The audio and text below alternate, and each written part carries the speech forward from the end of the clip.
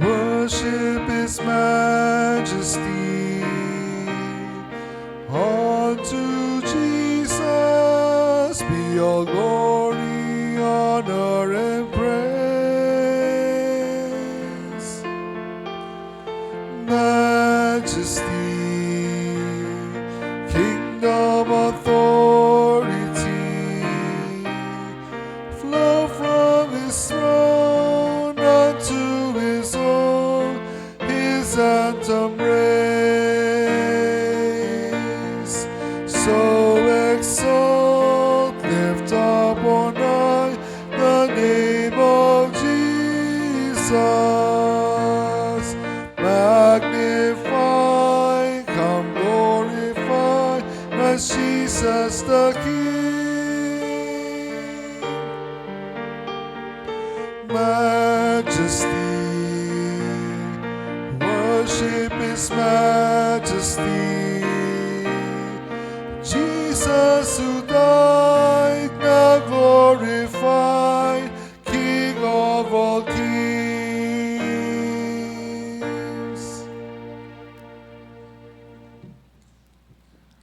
Good morning, One Good Sam fam.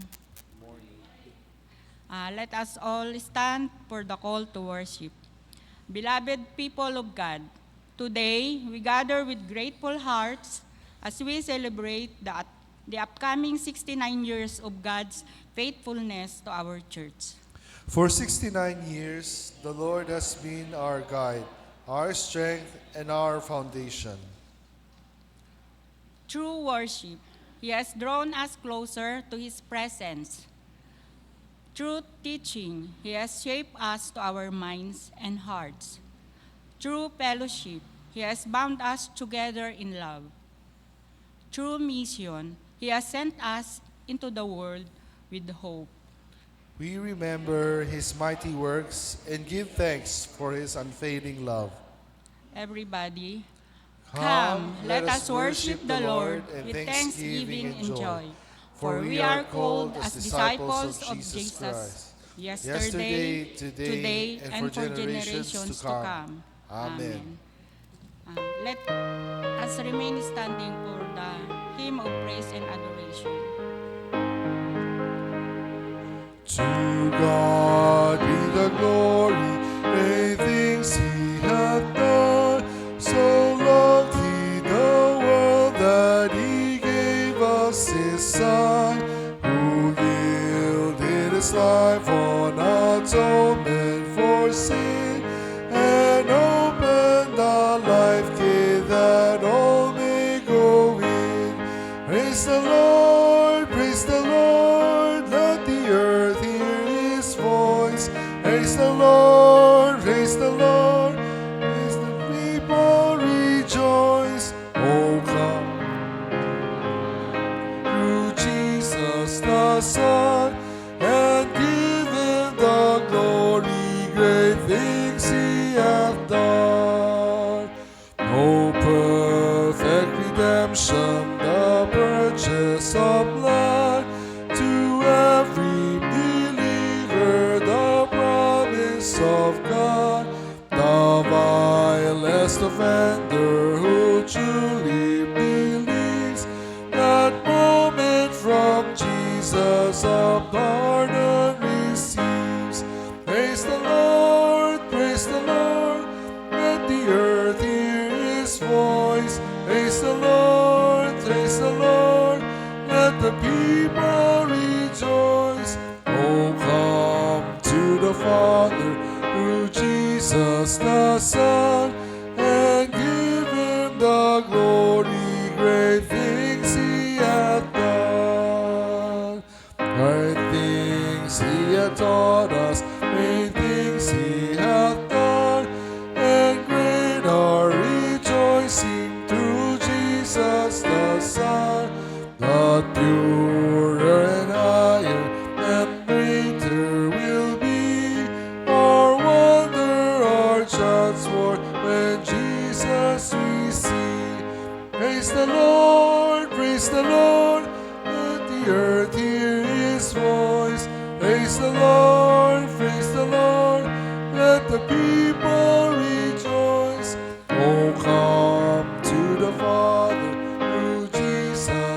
the Son, and give him the glory, great things he hath done.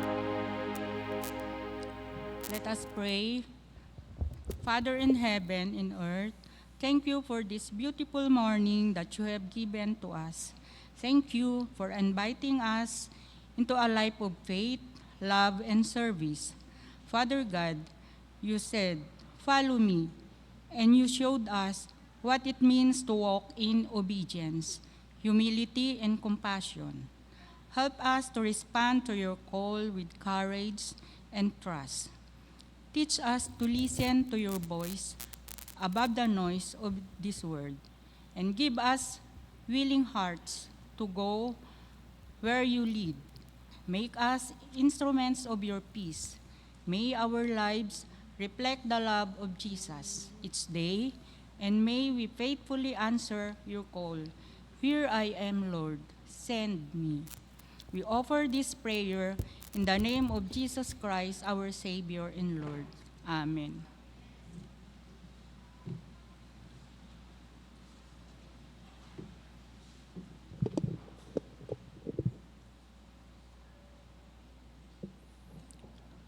Brothers and sisters in Christ, let us now confess our sin that we have done against God and against our neighbors. Jesus is inviting us to surrender our disobediences and mistakes.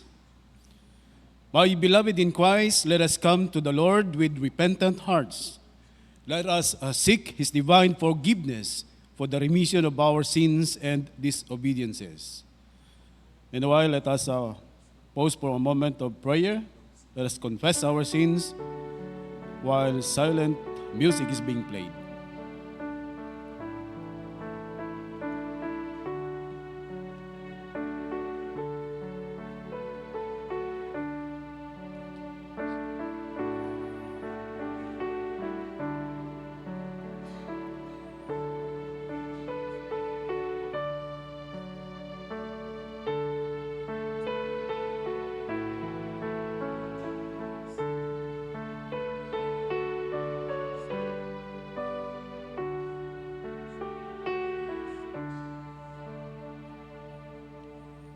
Let us shout together.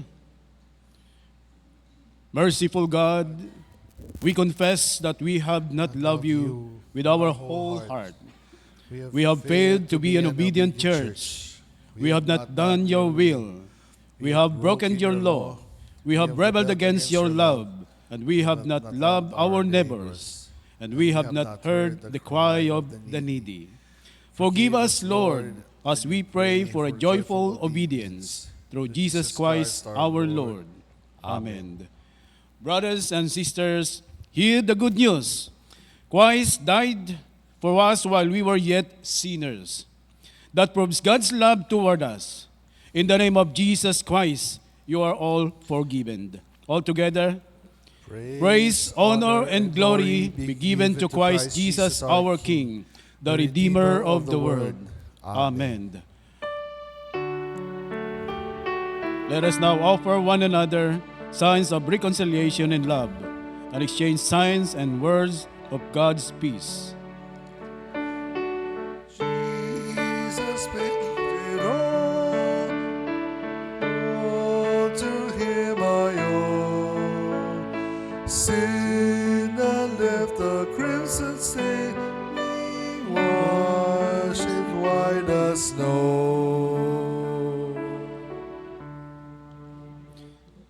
Good morning, good Sam. Do we have visitors today? Dito po sa right side po. Meron po ba? Can you please raise your hand or you may stand up para po ma-recognize namin kayo. Dito po sa bandang kaliwa, unahan ko po, we have in our midst today, we are welcoming back Engineer Joel Nario from California. And meron pa po si Ma'am. Ano pong pangalan ni Ma'am? Yeah. Welcome po, Ma'am. Thank you for choosing Good Sam as your place of worship today. Meron pa po ba in our midst that for the first time ay worshiping with us? Alright, kung wala na po, let us prepare our hearts and minds for the worship.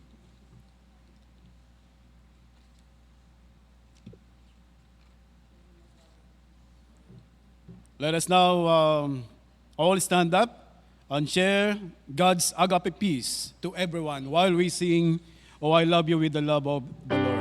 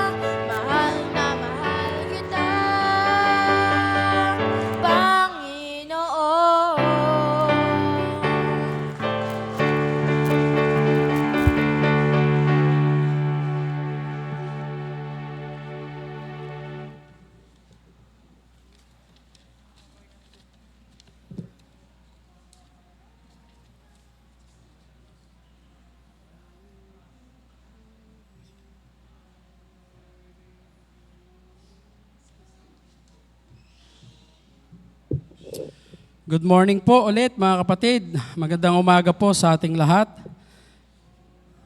Good morning din po, Pastor. Ayan, nagising na kayo. Ayan, magandang umaga po. Ang buwan po ng Marso ay buwan po ng ating church founding anniversary. Palakpan nga natin ang Panginoon. Amen. As we start this month, meron na ho tayong bagong logo na nagawa, the anniversary committee nakapaggawa na sila yung naka-assign dyan, si Attorney Briones and si Vanessa. Yan po ang ating 69th founding anniversary logo. Called to be disciples, loving boldly, serving joyfully, and leading courageously. That is our theme sa ating anniversary. So, yan po, mamaya ang ating pong, we will have our council meeting, regular council meeting at the Fellowship Hall at 1:30 in the afternoon. After service po, hindi, 1:30 pala. No, ay pwede na ho tayong mag-meet ulit. We only have 2 agenda po para sa ating council meeting. This in preparation for our annual conference hosting. This will be on March 10, 11, 12, and 13. Tayo po ang mag-host ng Quezon City PACE, no? Quezon City Philippine Annual Conference is 18th ata, no? So tayo po yon 4 days. So we will be needing volunteers para po sa araw na ito at i-discuss ho natin yan mamaya sa ating council meeting at 1:30. Ganon din po yung ating pong isa sa agenda rin, yung ating anniversary celebration. Invited po kayo lahat dito mga kapatid. Alam naman natin na ang ating anniversary celebration ay talagang napaka masaya kapag magkakasama tayo. You can support our celebration. Our celebration will be on our anniversary Sunday, will be on March 22, the 4th Sunday of this month, no? Ang ating speaker ay ang Davao Episcopal Area Resident Bishop, si Bishop Israel Painit. So, joint worship po ito, 9 in the morning ang ating service. So, pumunta ho tayo at magsama-sama ho tayo. Of course, meron ho tayong anniversary shirt. Ang kulay po ng ating anniversary shirt ay pula. No? Kung wala ho kayong pula, magdala ho kayo ng red. Ano po? Look for Ethan Blur Mariano or si Miss Vanessa Mira Halog para po sa madala po ninyo ang inyong mga shirts at as early as now, pwede nyo na pong dalhin, lagyan nyo lang po lang ng name tag para po hindi po mawala, okay, maligaw. Meron po tayong printing fee na 50 pesos, ano po, at para po sa shirt na ito, gagamitin natin to right after the worship service, no, the second part ng ating service, ay susuot ho natin ito, okay, for anniversary shirt. Ganon din po, pot bless po ito, nag-a-ask din po tayo ng potluck po, no, na pwede kayong mag-sponsor ng ulam, kanin. Mahirap po kasi pag baka magdala ho tayo, so i-assign na ho natin ngayon, magpalista na ho kayo, baka ho, magdala ho tayo pare-parehas kanin. Ayan, mahirap po yun, ano? So, you can approach si Tita Rose, at ang mga kababaihan natin na naka-assign po sa food, kasama po ang dating dalawang pastor, si Pastor Ryan at si Pastor Alfred. Ano po, yan po ang ating magiging part. No? So, pwede na ho kayong magpalista, pwedeng per family or per lay orgs or kung nafe-feel nyo, no? Ano man yung pwede nyong dalhin na ulam. Yung kanin, ako na hong bahala doon. Huwag na ho kayo tsaka tubig. Ayan. Yung juice, meron na din po nag-pledge, no? At may mga nag-pledge na rin po at praise the Lord, no? Suportahan natin ito at sama-sama tayong magdiwang sa ika-6 na po at 9 na taon ng ating pagkakatatag. Okay po, pwede na po kayong magpalista, no po. And then, another one po, next week po ay second Sunday of March. Ito po ay Women's Month and ang tawag doon? World Day of Prayer. Ayan. So, ang naka-assign po na bansa ngayon ay Nigeria. Kung pwede po na magsuot tayo ng mga, ano ba yung attire ng Nigerian? Bright colors na damit, mga neon green, ganun ba, tita? Pwede tayo magsuot. Bright colors po para in support sa World Day of Prayer. Ito yung bansa na isasama natin sa panalangin natin, ang Nigeria po. So, isi-celebrate po natin yan. Then, we will have a photo off, no, after po niyan. Yan po ang ating celebration next week. Supposedly, ngayon po natin i-bless yung ating CR, yung ating hallway, and hindi pa natapos, kaya i-move natin by next Sunday. By God's grace, matapos na ito ng BOT at ipag-pray ho natin yung CR ho natin, part po ng ating celebration. So ganun din po, no, mamaya, ngayon po na araw din, ay magkakaroon tayo, those who are present here, na membro po ng ating council, ay magkakaroon po tayo ng installation of officers. I-install na ho natin as part of our scheduled ng ating anniversary celebration. Yung mga council officers po na i-install natin ay mag-take sila ng kanilang office o ng kanilang mga ministers in programs, yung bago nilang office. Although most of you ay membro na rin ng council na iba lang yung mga positions, for conference year 26 to 27, maliban po yung mga nag-resign, in effect na po yung kanilang, at saka yung may mga cases po sa kanilang membership. So mamaya po, after this, I will call you at pagpe-pray namin kayo kasama ang ministerial team para po samahan tayo ng Panginoon for another conference year ng ating paglilingkod sa Panginoon. So, ganun din, let us continue to support the Equitable Compensation Commission, the ECC. May box po tayo dito. Pwede po kayong mag-drop ng any amount in support sa ating mga pastors, mga workers ng church na hindi po masyadong napoprovide yung support nila sa kanilang mga local church assignment po. So, let us be a channel of His blessings, empowering our workers in their calling. Another one po, nagpapasalamat po tayo for the Fabian family in celebration and thanksgiving for Brother Alex Fabian, birthday last February 26. Ano po, happy birthday po, Manong Alex. And then, ganun din po ang Giyang family, si Brother Architect Brando at si Dr. Isabel Giyang. Ngayon po ang kanilang anniversary, 46 wedding anniversary. Happy anniversary po, Doc Bell and Architect Brando po.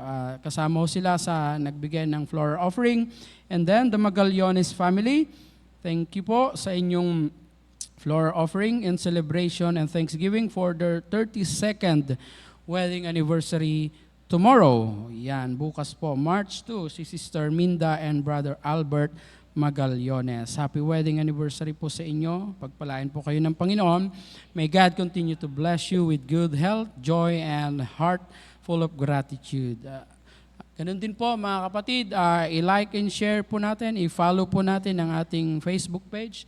Punta lang po kayo sa ating Facebook page, i-like and share po ninyo ang ating mga gawain at ang ating mga ministries. So yan po ang ilan sa ating mga announcements at ilan sa ating mga concerns. Magpatuloy ho tayo sa ating gawain. Now, may I call on the members of the council?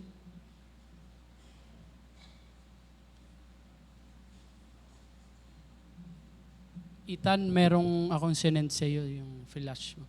Sige po. If you are a member of the council, halina po kayo dito sa harap. We will have a very short installation, a prayer po, mananalangin lang ho tayo, ipagpapray ho namin kayo.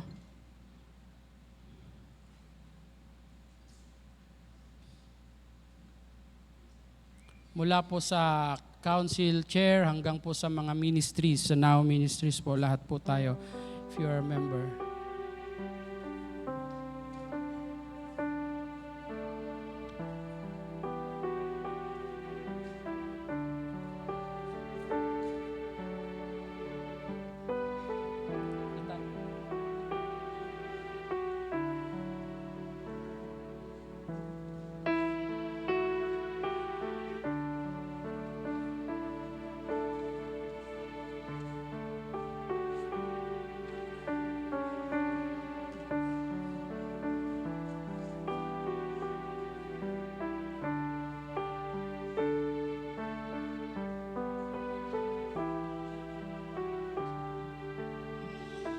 Yung luma at bago, kasama po kayo.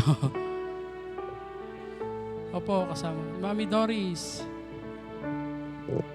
Si Ate Marie Chris, kasama po kayo. Sa health and welfare. Ayan.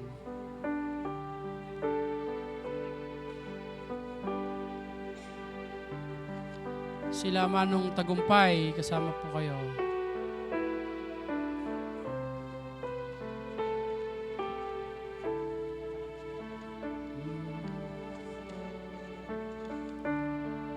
Manong Bonnie, ayan. Kay Alex.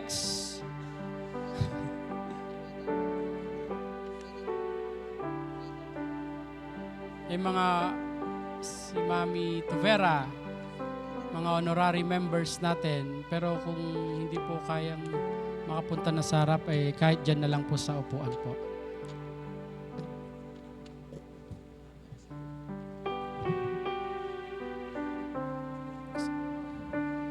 Si Manong Talal, halika. Gilbert, Manong Gilbert. Kasama po kayo.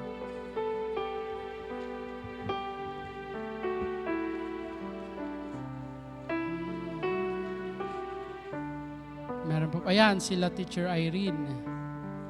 Si Colonel Duro. Kasama po kayo, sir.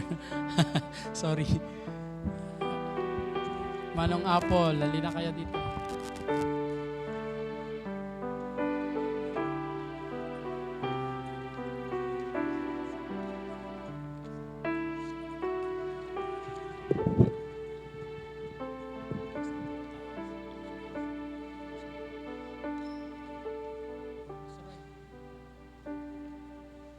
And yung mga wala po, those who are with us sa ating online, naka-live po tayo, nanonood, kasama din ho kayo dito. No?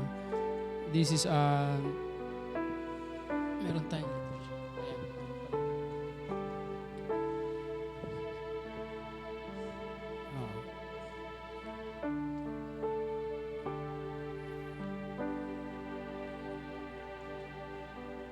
Ayan, it says in the book of 1 Corinthians chapter 12, verse 4 to 7, now there are varieties of gifts, but the same Spirit, to each is given the manifestation of Spirit for the common good. Beloved in Christ, today we present these brothers and sisters who have been elected to serve as officers of the church council. They have been called to lead, to serve, and to work for the building up of Christ's church. Beloved in Christ, the church calls forth leaders to serve as church council officers. These officers are not for personal honor or gain, but for the work of Christ and the mission of the church.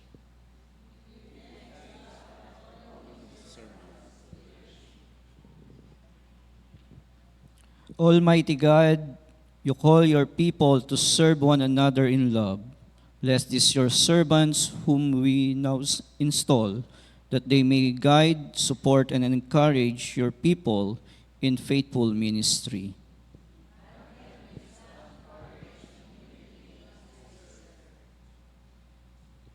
For your commitment, do you, who have been elected to serve as church council officers, commit to faithfully perform your duties, to uphold the mission and ministry of this church, and to lead with integrity, humility, and love for God and God's people? Will you seek the guidance of the Holy Spirit, support your fellow officers in work in harmony with the pastor and the congregation for the growth of Christ's church? Do you, members of the congregation, covenant with these officers to uphold them in prayer, to support their leadership, and to participate with them in the ministry of Christ? Let us remember that leadership is a shared ministry. Together, we are Christ's body, called to work in unity for the mission of the church.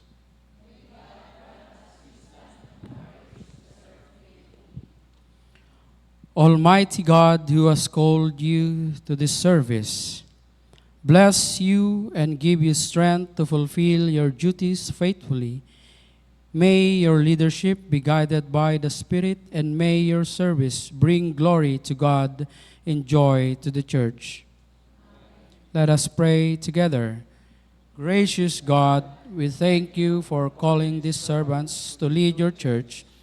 Fill them with your wisdom, courage, and compassion. Guide them by your Spirit, strengthen their hearts for service, and bless the work of their hands for the growth of your kingdom. Through Jesus Christ our Lord, we pray. Amen. We would like to clarify that today's installation is a sacred act of affirmation and prayer. Officers elected to fill vacant position due to resignation assume office immediately. All other newly elected officers will officially begin their term at the start of the conference year, June 1, 2026, in accordance with the polity of the United Methodist Church. Until then, the current officers continue to serve faithfully, and we remain united in one spirit, in one mission as one church. Good morning and congratulations po sa ating lahat.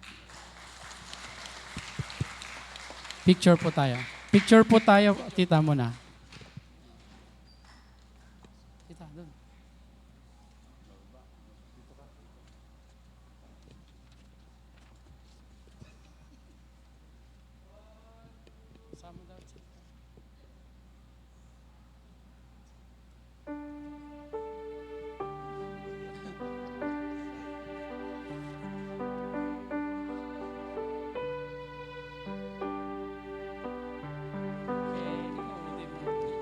Thank you po and congratulations. God bless everyone.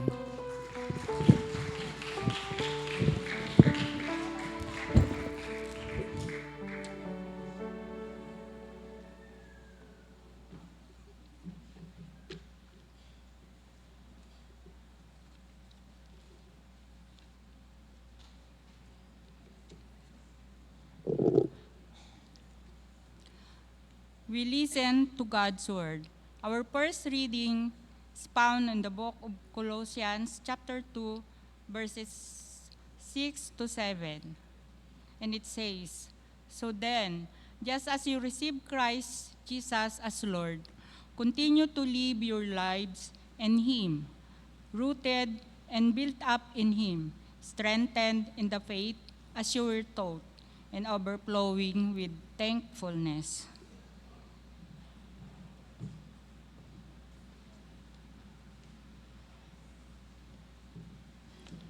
Tayo po ay tumayo. Ang ating pong ebanghelyo ay matatagpuan po natin sa aklat ng Lucas, Kabanata 10, mga talatang 38 hanggang 42. Si Jesus at ang kanyang mga alagad ay nagpatuloy sa kanilang paglalakbay at pumasok sa isang nayon. Malugod silang tinanggap sa tahanan ni Marta. May kapatid siyang si Maria na naupo sa may paanan ng Panginoon upang makinig sa kanyang itinuturo.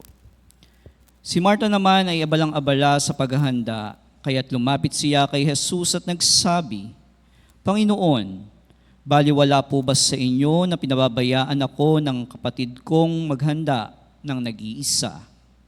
Sabihan nga po ninyo siyang tulungan naman ako." Ngunit sinabi ng Panginoon sa kanya, "Marta, Marta, nababalisa ka at abalang-abala sa maraming bagay. Ngunit iisa lamang ang kailangan. Pinili ni Maria ang mabuti at ito'y hindi aalisin sa kanya." Mga kapatid at mga magulang, ito po ang mabuting balita ng Diyos para sa bayan ng Diyos. Amen.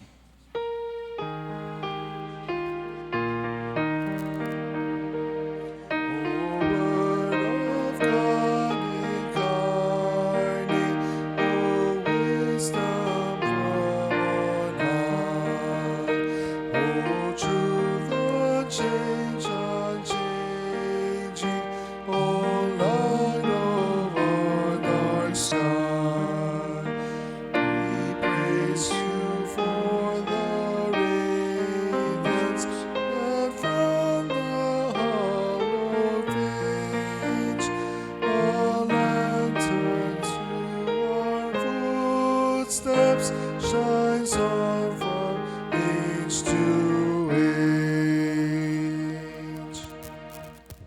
Tayo po'y makakaupo na at ihanda natin ang ating puso't isipan sa pakikinig ng mensahe ng awit na dadalhin po sa atin ng ating koro, Echoes of the Good Samaritan.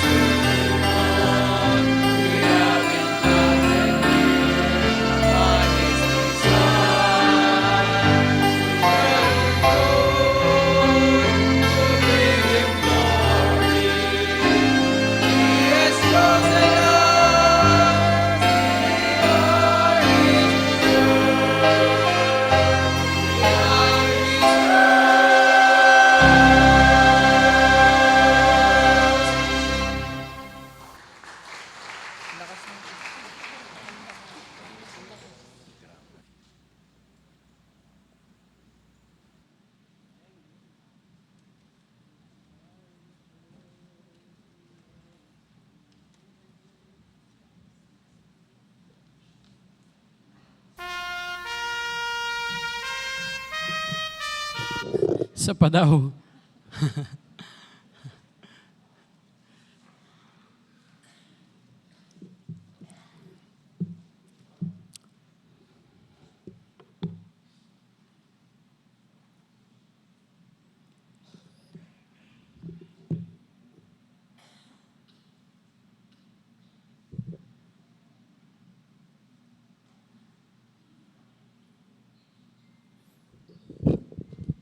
Amen. Minsan pa, palakpakan ho natin ang napakagandang mensahe ng awit nating napakinggan, We Are His Church.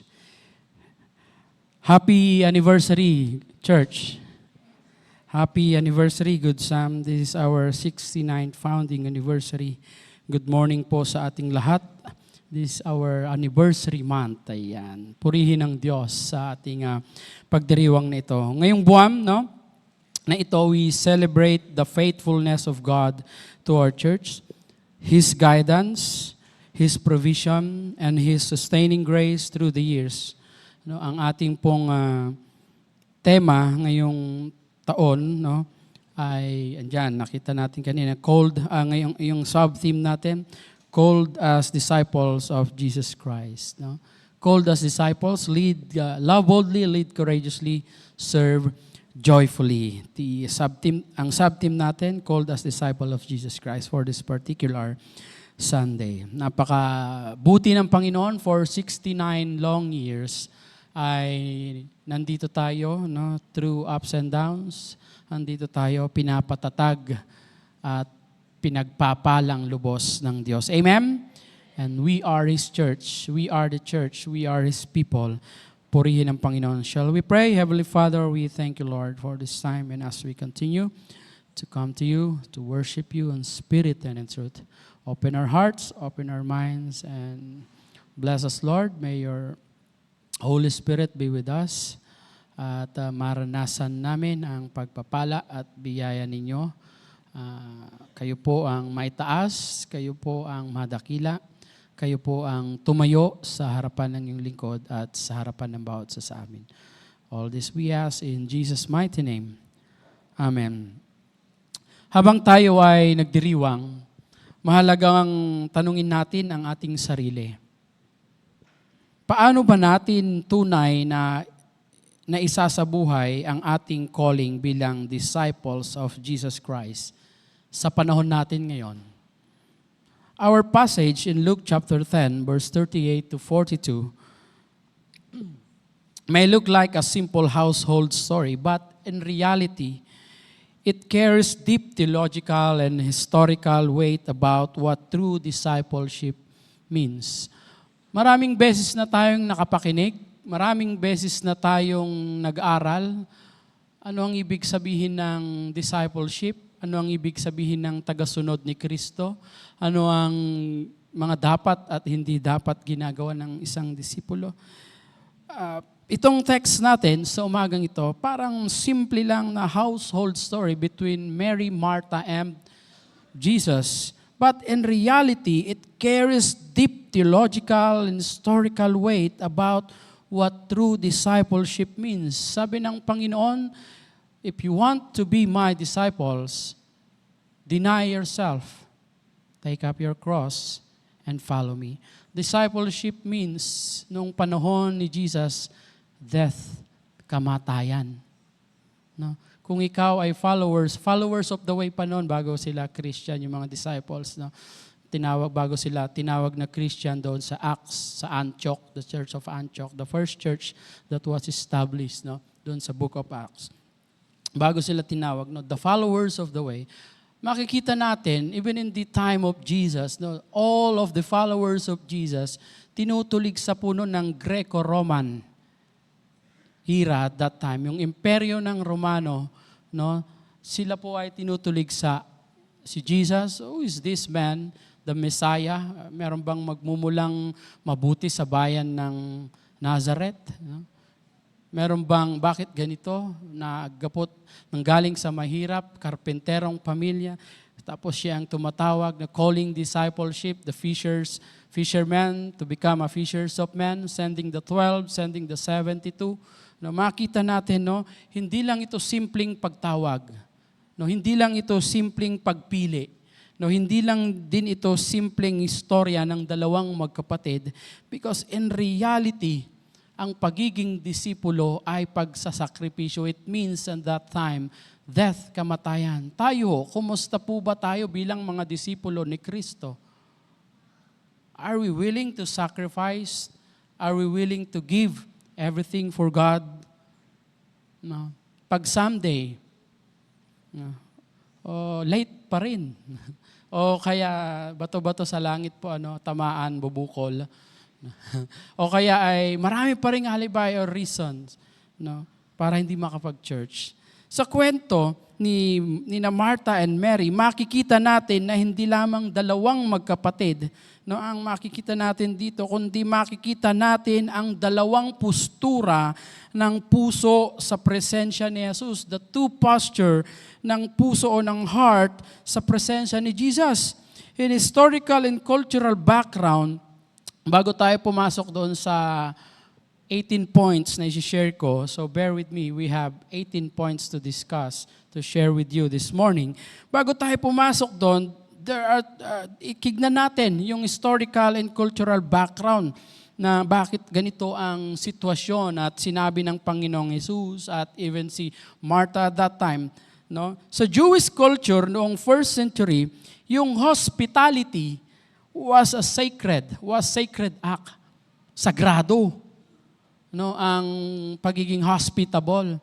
No? Even in our time naman, no, pag may bisita, talagang inaasikaso natin, tama po?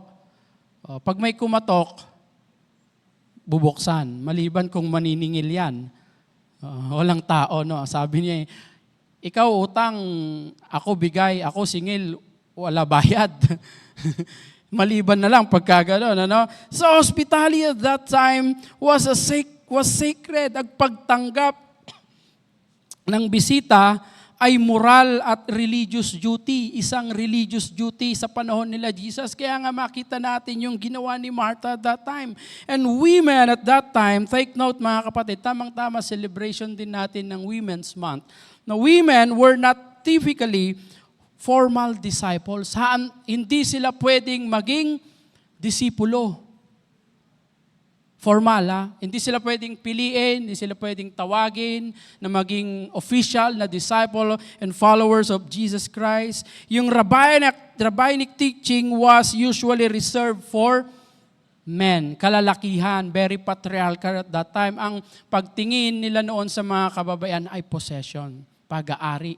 Old Testament time and even in the New Testament time. Kaya makikita nyo, walang mga official na disciples si Jesus Christ na mga kalalakihan. Kaya makikita nyo rin the feeding of the 5,000 and the 4,000, ang nakadeclare lang doon ay men. Wala pa yung bata, wala rin yung mga kababaihan. So, napakahalaga po ito. No, makikita natin, the home was the center of ministry and fellowship at that time. Home visitation, dito sila nag-fellowship, and sometimes ginagawa itong small place of gathering, they call it synagogue. No?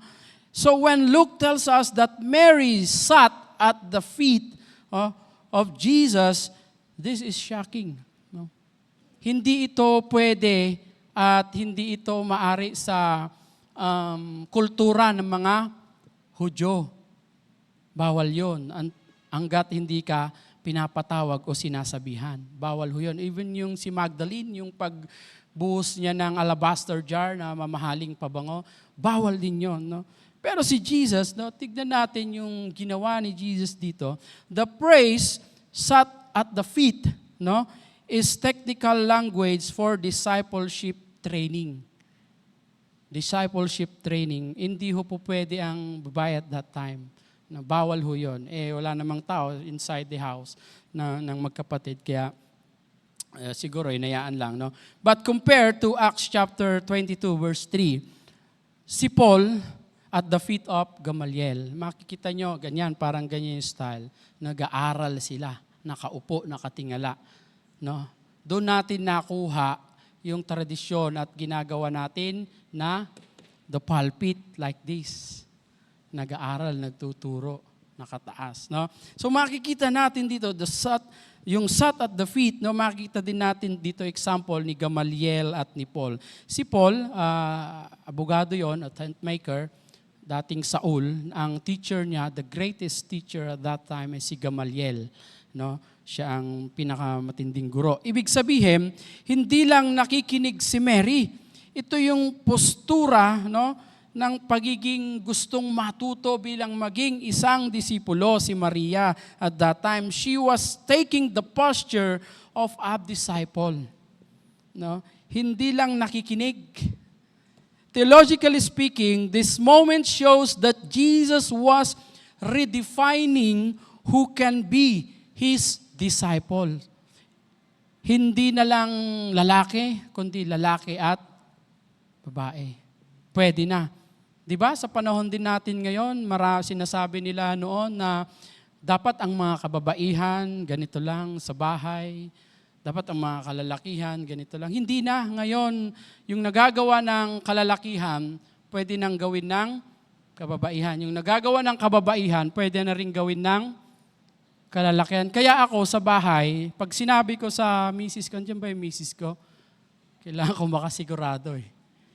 Ethan, wala daw, sabi ni Ethan. No? Ayan dyan. No, kapag sinabi ko sa misis ko, hindi niya ako pinipigilan. Pag sinabi ko yung gusto ko, pag sinabi kong ako yung magluluto, ako, wala siyang magagawa nun. Pag sinabi kong umupo ka dyan, uupo yun. Ako na maglilinis. Wala siyang magagawa. Akong batas eh. Hihi daw, sabi ni ate. No, pag sinabi ko ako maglalaba, wala yang nagagawa. Kaya ako yung batas sa bahay.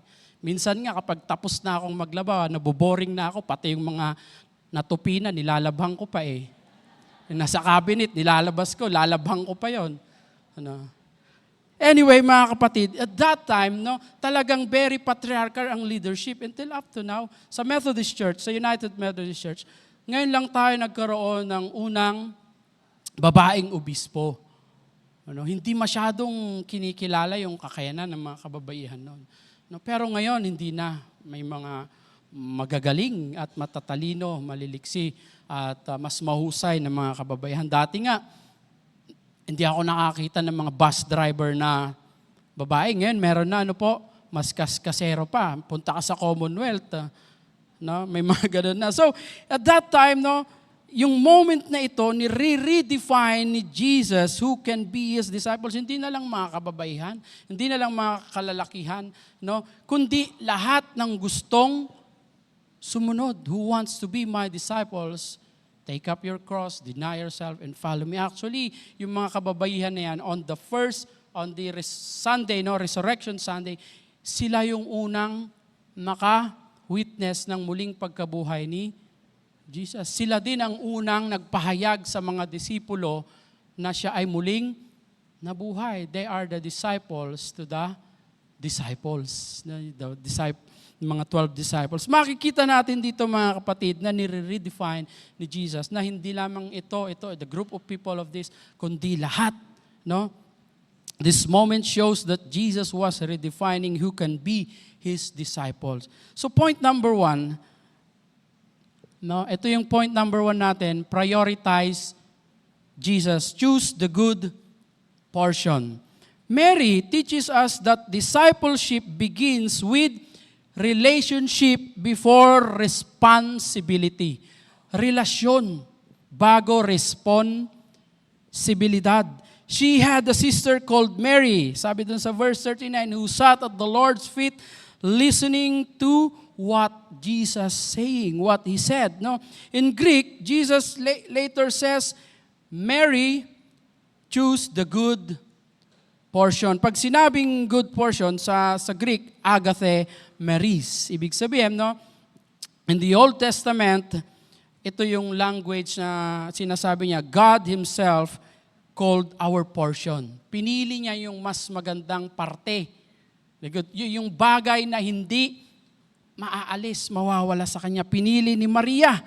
In verse chapter 16, verse 5 of this book of Psalm, God Himself is called our portion. No? The Levites in Numbers 18:20, the Levites portion was the Lord Himself. So the portion na sinasabi dito, good portion, ay pinili niya ang Diyos, the good portion. This echoes na binanggit natin ay napakahalaga sa buhay natin bilang tinatawag at bilang mga disipulo ng ating Panginoon. Mary chose God Himself above everything. No? Hindi niya pinili ang activity, hindi niya pinili ang anumang mga bagay, mga material na bagay, pinili niya ang presensya ng Diyos. Pinili niya ang mas mahalaga. Mary valued formation over function. Yun yung pinili. Ngayon, ano yung pinili ni Martha? Bad portion? Tignan natin mamaya sa second point. So sa panahon natin ngayon, mga kapatid, no, busy tayo sa work. Sino po yung nagsasabing na hindi siya busy araw-araw? Sino po yung nagsasabi na busy kayo? Walang pakialam nga ni. Ayan, sino po yung busy? Laging busy. Every day, Monday to Friday. Busy tayo sa trabaho, sa pag-aaral, preparing everything, sa mga anak, sa asawa, going to work, sa mga projects and etc., sa mga estudyante. Busy tayo araw-araw. Amen? Pag may free time naman tayo, busy pa rin tayo. Saan? Ayun, ang galing ni Mami Remy. Sa cellphone, ilang oras po tayo nagbababad sa social media? 1 oras daw si Mami Dorcas. Sino po yung 5 hours a day? Ayan, nakangiti kayong lahat, no? Tinatamaan tayong lahat. Ako rin minsan, no? Nagbababad ako sa cellphone, nagbabasa. Gamitin natin cellphone sa pagbabasa, no? Andito na rin yung electronic Bible and yung ating mga messages, no? Andito lahat. So, busy tayo sa work, busy sa ministry, busy sa family responsibilities, pero minsan, mga kapatid, we are active for Jesus but not attentive to Jesus. Aktibong-aktibo tayo sa pagdalo ng mga gawain, ng mga ministries and programs of the church, but not attentive to Jesus. Spiritual intimacy precedes spiritual impact. Being a disciple of Jesus means choosing His presence, listening to His word, allowing Him to shape our inner life. Discipleship always begins at the feet of Jesus. Napakahalaga po ito sa buhay natin bilang mga disipulo ni Kristo. Point number 2, we still have 16 points. So, nagado ka na. Serve with the right heart. Now, hindi naman kinukundina ni Jesus ang service ni Martha. Maraming Martha sa atin, ano? Ang tawag nga nila ngayon dyan ay Martha Titis. Martha Titis daw. Hindi naman kinukundina ni Jesus ang service ni Martha. In fact, hospitality was a holy act in Jesus and Jewish culture at that time. Pero tingnan natin ang diagnosis ni Jesus in verse 41. Ang sabi niya doon, Martha, Martha, you are worried and upset about many things. You are worried and upset about many things. Masyado kang nag-aalala sa maraming bagay.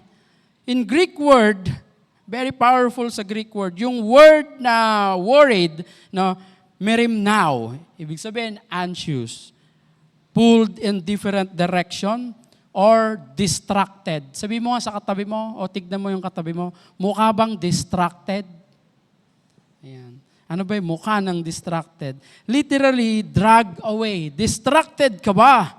Ano? Distracted ba tayo? Ibig sabihin, hindi po ang service ang problema ni Martha. Ano po ang problema ni Martha? Ang problema kay Martha ay yung kanyang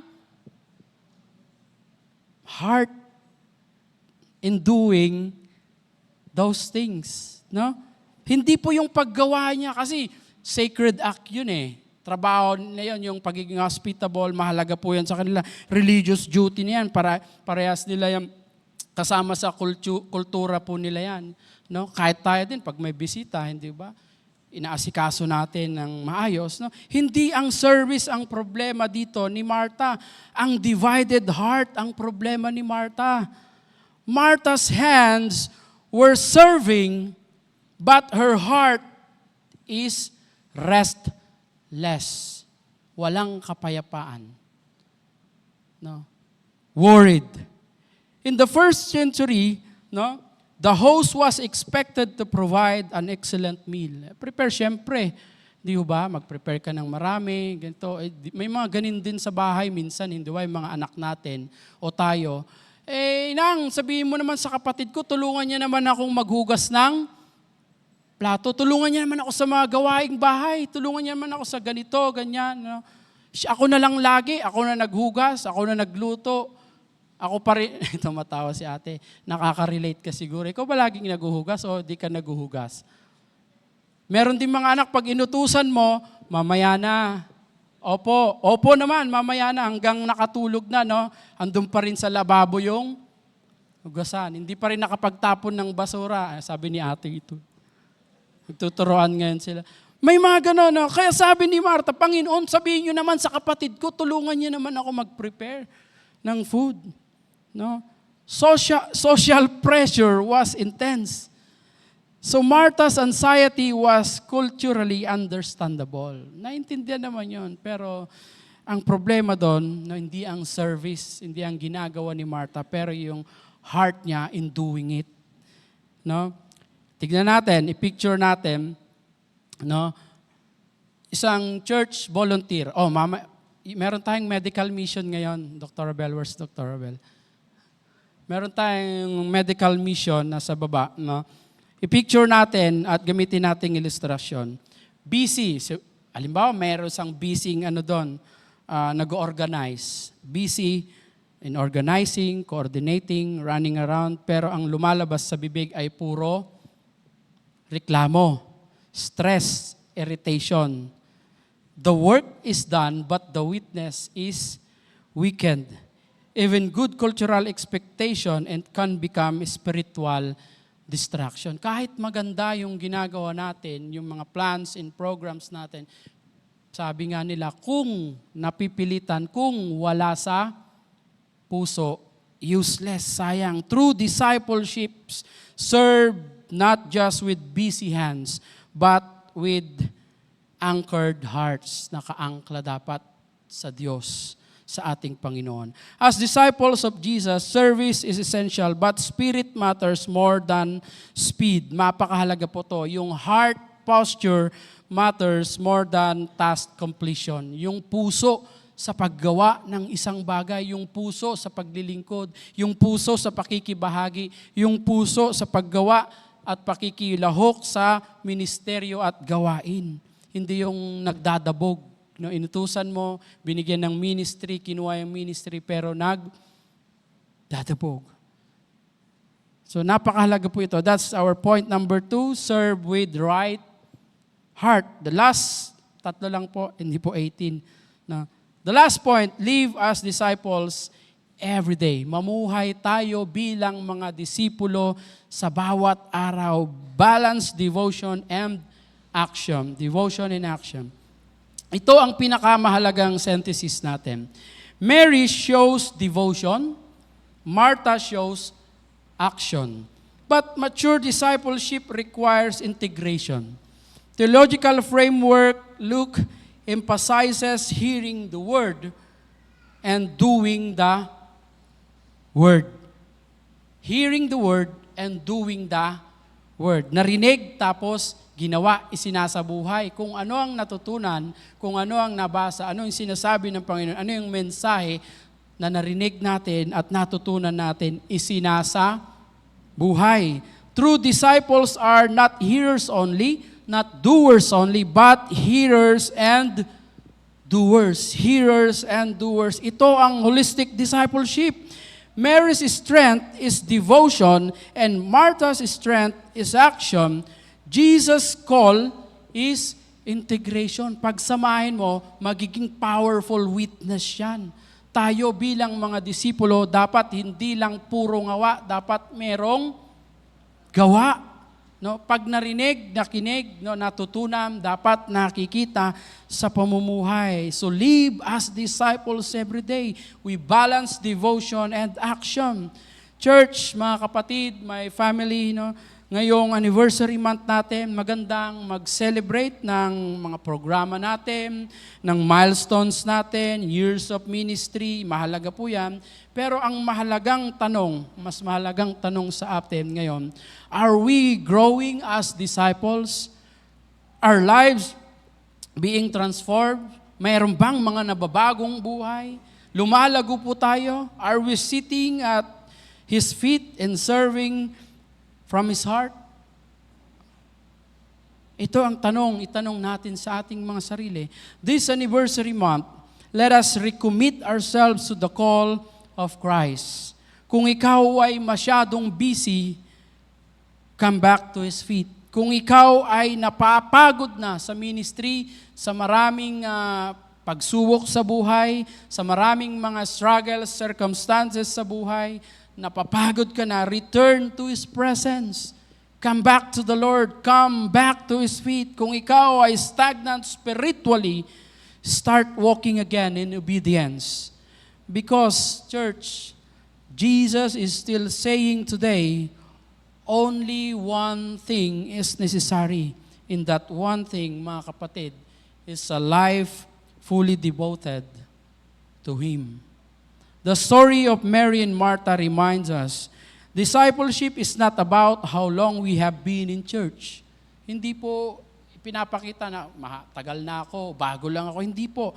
Ang nire-remind tayo ng kwento ni Martha and ni Mary, about how deeply we are walking with Jesus today, every day ng buhay nato. Gaano na tayo kalalim bilang mga disipulo at tinawag na disipulo ng ating Panginoon. So this anniversary month, let me lovingly ask, nasaan ka ngayon sa iyong walk with the Lord? How is your heart? How is your spiritual life? How is your walk with the Lord? Ikaw ba ay nakaupo pa rin sa paanan ng ating Panginoong Hesus? O nakaupo ka na lang sa pew every Sunday? O masyado ka nang busy na nawala na ang intimacy mo sa Diyos, sa Kanya? Today, my brothers and sisters in Christ, Jesus is inviting us again. Come back to the one thing that is necessary. If you know in your heart that you have become spiritually distracted, ministry busy but prayer empty, present in church but distant from Jesus, this is your moment to return. This is our moment to return. Hindi ito tungkol sa guilt. Ito ay tungkol sa grace. Hindi ka tinawag ni Lord para pagalitan. Tinatawag tayo ng Panginoon para ilapit muli sa Kanyang presensya, sa Kanyang paanan. In the name of the Father, and of the Son, and of the Holy Spirit. Good morning, Good Sam.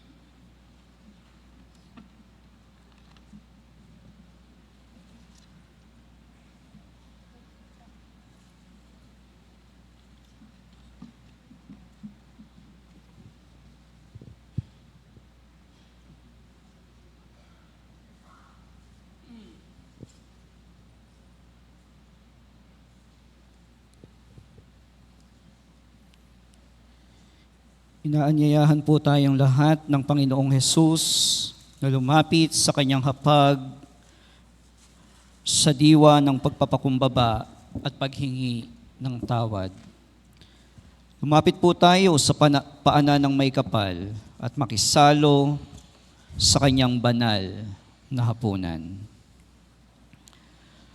Ang dakilang Panginoon, ang Diyos ng pagpapala at biyaya ay sumainyo. At sumainyo rin po. Sa inyong dakilang awa at habag, O Panginoong Hesus, naging kabahagi na kami ng inyong natatanging kaharian at kawan.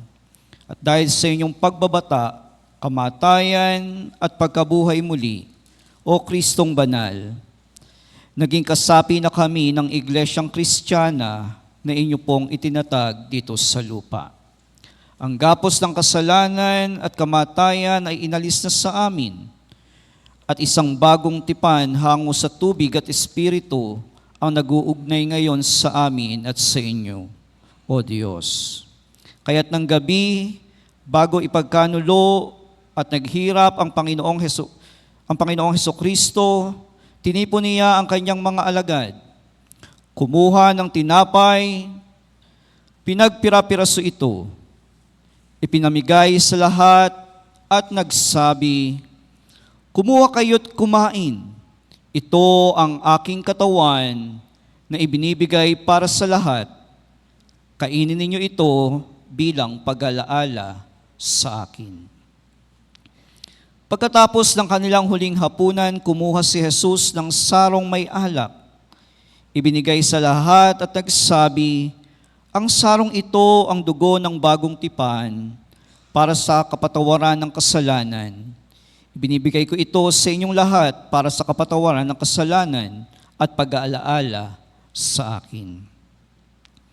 Sa ating sama-samang paglapit sa hapag ng Diyos para kumain ng tinapay at uminom ng kanyang saro, ating ipahayag ang hiwaga ng ating buhay na pananampalataya. Tayo pong lahat ay umawit. Si Kristo'y namatay, siya'y nabuhay, ni Kristo'y babalik muli. Mga kapatid at mga magulang, ang hapag ng ating Panginoon ay handa na upang kayo po ay ipahaginan. Sa pagkakataon pong ito, unahin po natin ang ating mga anak, ang mga bata, at sunod-sunod po mamaya ang bawat isang piyus.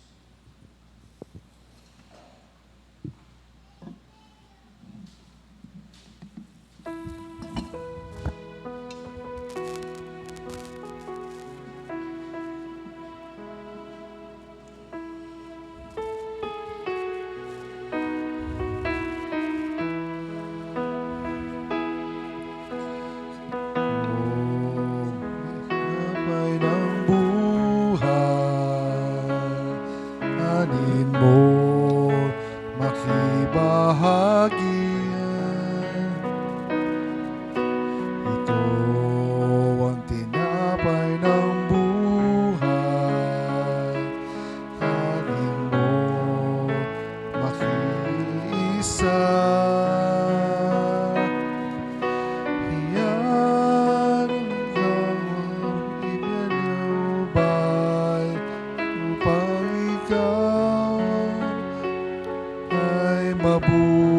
Sabi ng Panginoon, hayaan niyo lumapit sa akin ang mga bata, sapagkat sa kanila, tulad nila, narapat ang kaharian ng Diyos.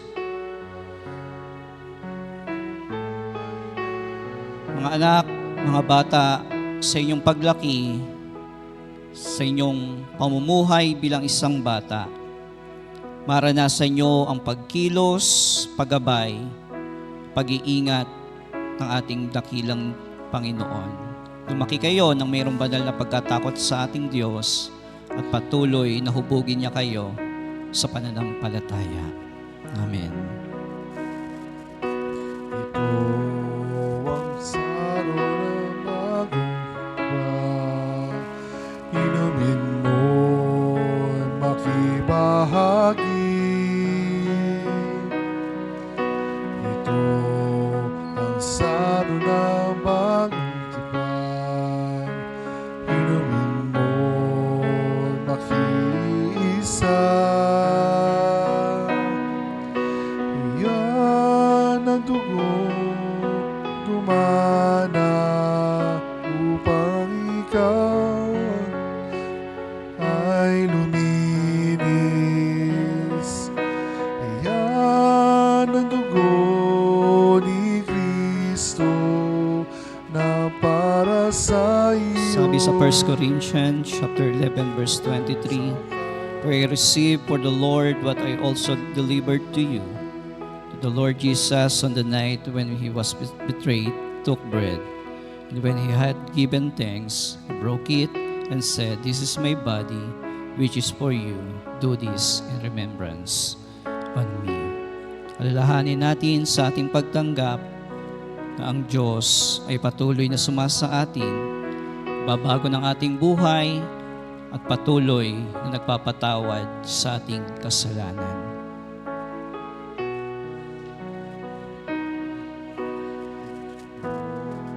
Ang tinapay ng buhay, ang sano ng bagong tipan, iyan ang nawawalubay, iyan ang titinigis. Ito ang aking pagtunay, ako'y kasama ng mamatay. Ito ang aking ipahayag na magbabalik, si Jesus na buhay.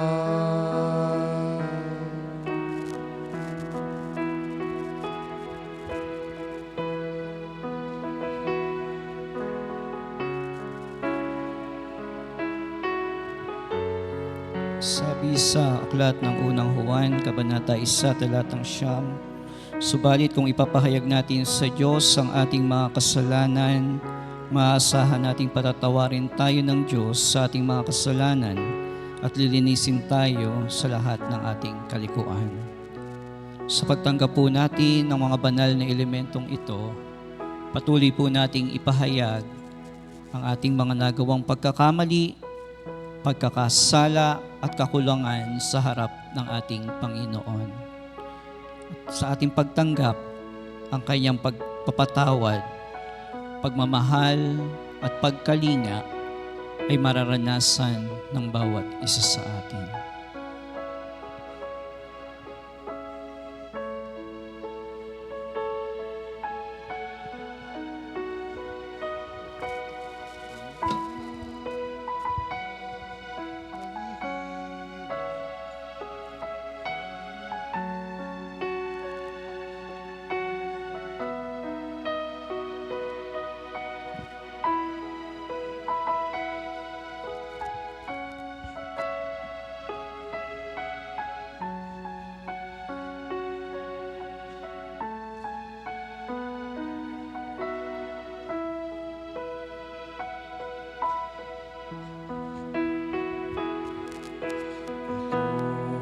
Ang tinapay ng buhay, kanin mo't makibahagi.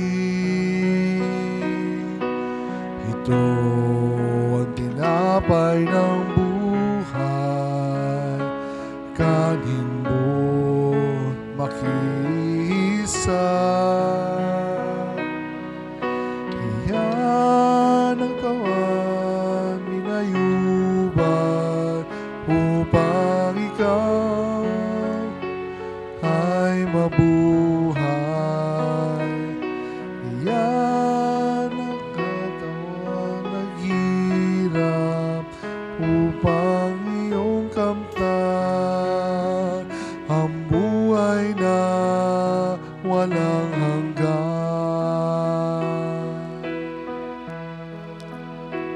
Sabi ng Panginoon, "Tinitiyak ko na walang makapaghihiwalay sa atin sa pag-ibig ng Diyos sa pamamagitan ko." Mga kapatid, ang pagmamahal ng Diyos ay patuloy nating nararanasan.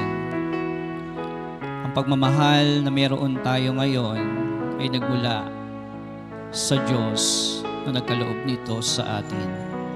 Marapat lamang na ito ay ating ibahagi, ipagkaloob sa ating kapwa. Hindi lamang sa mga taong nais nating mahalin, kundi maging sa taong hindi kaibig-ibig.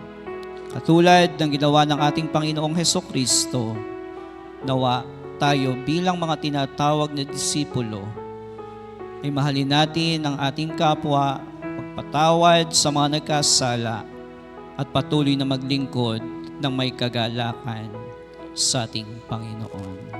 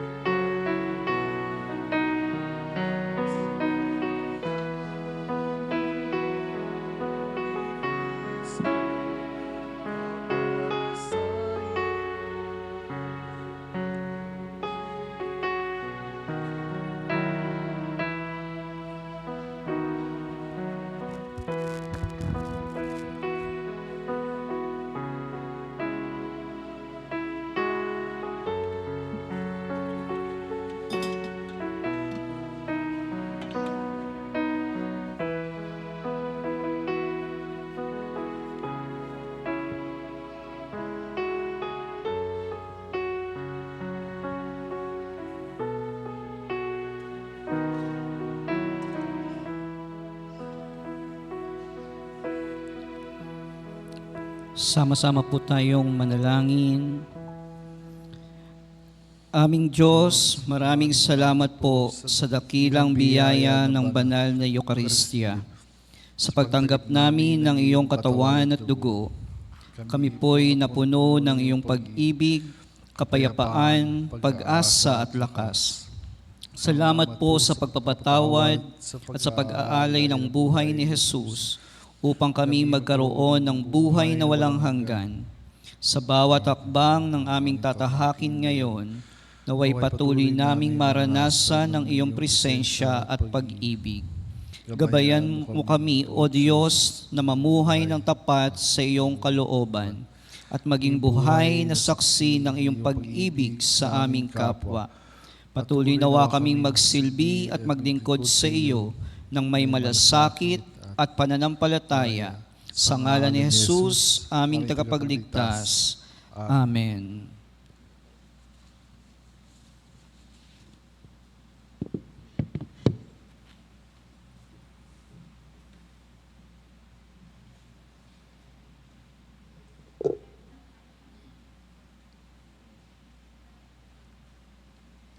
Tumutugon sa salita at sa gawa, ang tawag sa pagkakaloob. Mga kapatid kay Kristo, as disciples of the Lord, we are reminded that everything we have comes from God. Our time, talents, and treasures are gifts from Him. Kaya nga bilang tugon sa kanyang kabutihan at katapatan, tayo ay magbigay ng may pusong nagpapasalamat.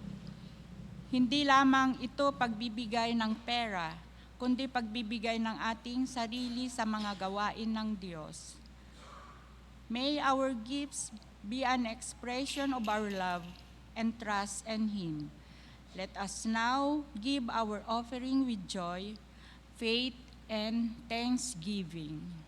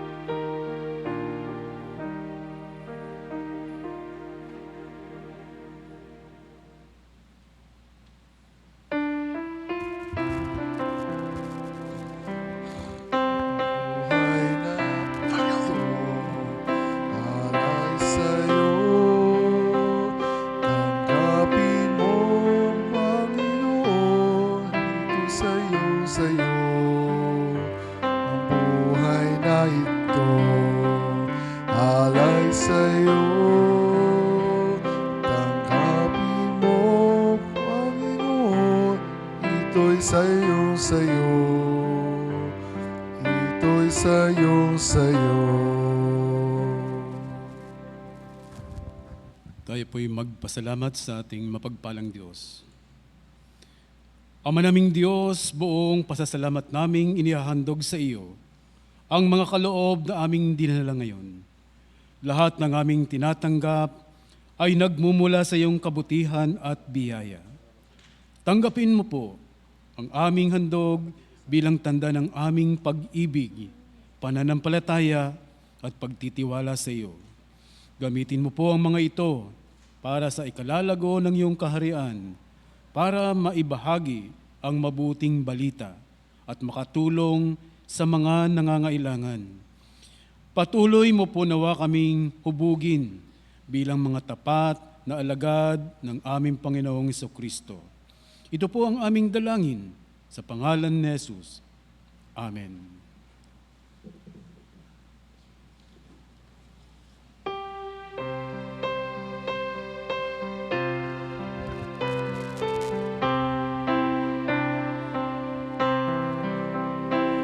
O make of all disciples, be ye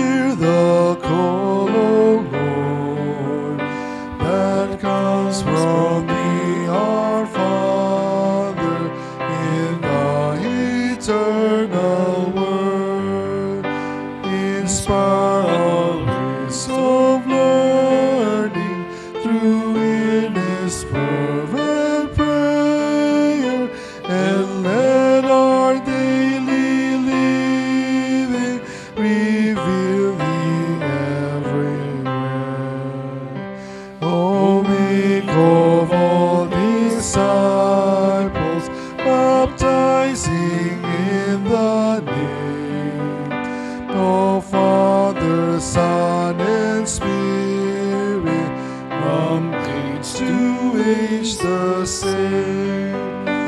We call each new disciple to follow thee, O Lord. We do thy water and the word. Para po sa may kakayanang lumuhod, maaari po nating gamitin ang ating mga pew sa harapan. At tayo po ay muling lumapit sa ating mahabaging Diyos. I-commit, i-offer ang ating mga sarili bilang our living sacrifice. Tayo po ay yumuko, ipikit ang ating mga mata at damhin ang banal na presensya ng ating Panginoong Diyos sa diwa ng panalangin. Our dear Heavenly Father, we thank you for the powerful message that we have received today through our Pastor Dan Halon, reminding us, O God, to be disciples of our Lord Jesus Christ. As we reflect on the Gospel of Luke chapter 10, verse 38 to 42, we are challenged to prioritize our relationship with you, just like Mary, who chose the better part. Thank you, Lord, for your servant. We pray that you continue to bless him, continue to use him mightily, O God, Lord, in all his capacity. Bless him and his family, in all his endeavors, and all his plans for you and for your people. Lord, as we celebrate our church's founding anniversary, first we would like to thank you, Lord, for your faithfulness all through the years since the beginning of our church. You have been faithful for that 69 years of blessed years, O God. We praise you for your faithfulness to our church family. And we thank you, Lord, for all the people, for all the faithfuls who remained active in our church activities, serving you with love and dedication. Lord, we have given also the privilege and honor to host our annual conference this year that will be held this coming March 10 up to 13. As we host this conference, O God, we pray for your guidance and provision. May all the preparations be met, manpower be fulfilled, and assigned tasks be completed. Grant wisdom to our leaders and all the participants. We pray for healing for our brothers and sisters who remained at sick bay. Strengthen them, O Lord, and provide for their needs. Lord, we especially lift up to you at this moment in time our sister Kathy Pita, who will undergo operation today. Grant her, Father God, the strength that will sustain her, the peace, and also the speedy recovery. Lord, as we part ways, we pray for your Holy Spirit to continue abiding us and remain in us, guiding us and leading us wherever we go, whatever we do. We thank you for our brothers and sisters who are celebrating their birthdays and even their wedding anniversaries this month and in the days to come. Continue to instill a spirit of unity and love among us, O God. For my brothers and sisters who are before you, kneeling down and bowing down before you, grant them the answers to their prayers, to their petitions, O God, Lord, whatever it is. Help them and grant them the peace that passes all understanding, O God. Lord, we pray for our district superintendents, D.S. Marlon Gonzalez and DS or Liberon, that they may be a faithful servant of yours, guiding all the workers in the respective districts and all the faithfuls that are under them. Lord, we especially pray for our beloved Bishop. Grant them, O God, Lord, the strength and the faith that will never, never falter, O God, Lord. As we face so many issues, struggles, and even challenges today, O God, Lord, we pray, O God, Lord, that you grant them wisdom, the courage and the confidence to continue carry out the truth that you have entrusted them, sharing it to everyone among the people that they met, O God. Lord, thank you for your faithfulness. Thank you for the great message today, asking everyone to be disciples of Christ. And thank you, Father God, Lord, for the great worship that we have experienced today, for the choir members who sang, rendered their song very beautifully, for the members of the technical team, and all the people who contributed for the success of this gathering and celebration. Thank you, Father God, Lord. This is our humble prayer. In the mighty name of our Lord Jesus Christ. Amen.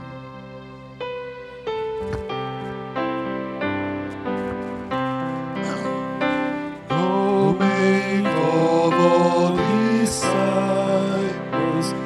we at thy feet would stay, until each life's vocation access thy holy way. We cultivate the nature as plants in every heart, revealing in our witness the Master's teacher's heart. May the Lord bless you and keep you as you walk in the way of Jesus Christ. May His Spirit guide you, strengthen you, and empower you to be faithful disciples. May you be filled with His love, with His joy and peace as you serve Him with devotion. And may you experience His presence and provisions in all that you do. Go forth, beloved, and be the light of Jesus Christ in this world. In the name of the Father, the Son, and of the Holy Spirit. Amen.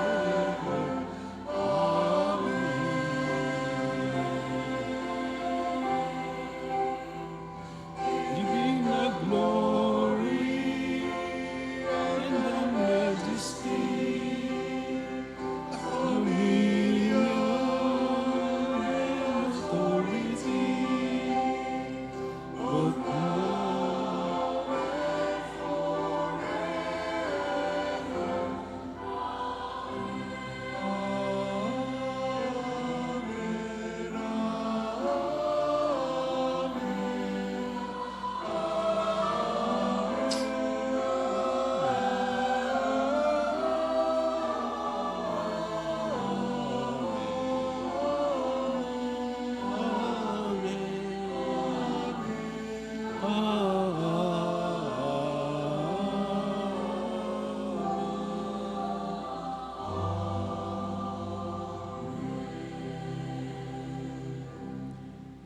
and sisters, our celebration is ended.